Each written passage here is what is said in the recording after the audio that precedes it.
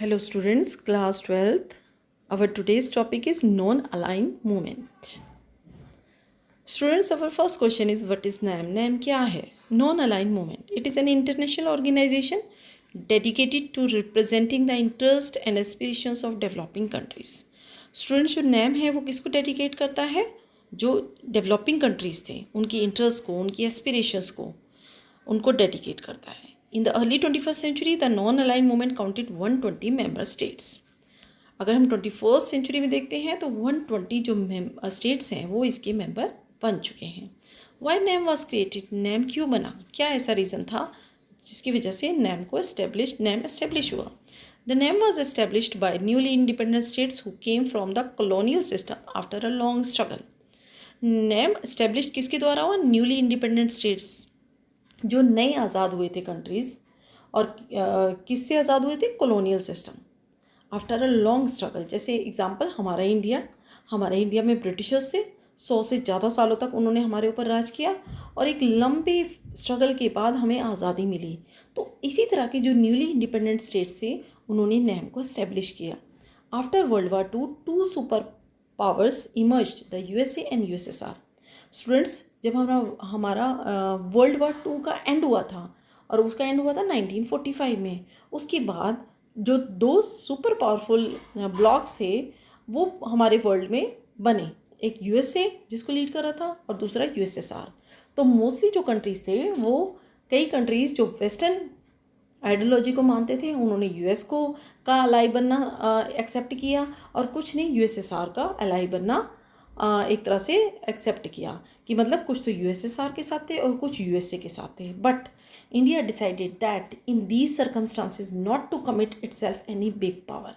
पर ऐसी सिचुएशन में जब हमारा जो पूरा वर्ल्ड है वो दो पावरफुल ब्लॉक में बटा हुआ था, मतलब पूरा वर्ल्ड बाइपोलर हो रहा था, ऐसी सिचुएशन में हमारा इंडिया जो न्यूली इंडिपेंडेंट हुआ था जिसके अंदर उस कंट्री में जिसमें कि पॉवर्टी बहुत ज़्यादा थी, अनएम्प्लॉयमेंट बहुत ज़्यादा था, तो ऐसी सिचुएशन में इंडिया ने किसी भी पावरफुल ब्लॉक के साथ अपने को अलाई नहीं बनाया क्योंकि उसे अभी डेवलपमेंट करनी थी. अगर वो किसी का अलाई बन जाता तो जो सुपर पावर है वो उसके टेरिटरी का यूज़, उसके रिसोर्स का यूज़ करते. और ऐसी पहले हमारी कंडीशन इतनी अच्छी नहीं थी तो इसीलिए इंडिया ने डिसाइड किया कि वो इनसे अलग रहेगा और अलग रह के उसने अपना एक ऑर्गेनाइजेशन बनाया. Newly liberated countries of Asia and Africa also supported Pandit Nehru. अब जो दूसरे कंट्रीज थे जो एशिया और अफ्रीका में जो न्यूली इंडिपेंडेंट हुए थे उन्होंने भी पंडित नेहरू की इस बात से वो क्या थे, एक तरह से सहमत थे. The Bandung conference. अब ये बंडंग कॉन्फ्रेंस क्या है, कब हुई थी? 1955 में. A conference of like minded countries was held in April 1955 in Bandung, Indonesia.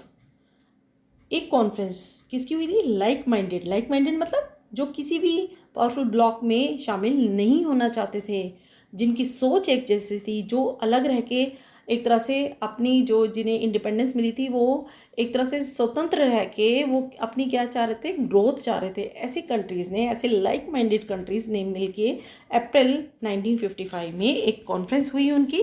कहाँ हुई? बंडंग में हुई. कहाँ है ये? इंडोनेशिया में.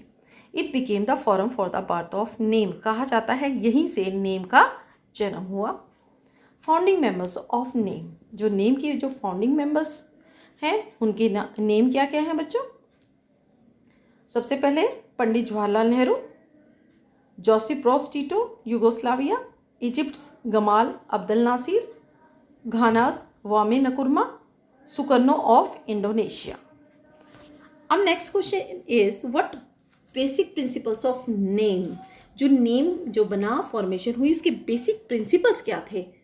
The basic principles adopted at Bandung conference were mutual respect for each others territorial integrity and sovereignty, mutual non aggression, mutual non interference in each other affairs, equality and mutual benefit and peaceful को existence.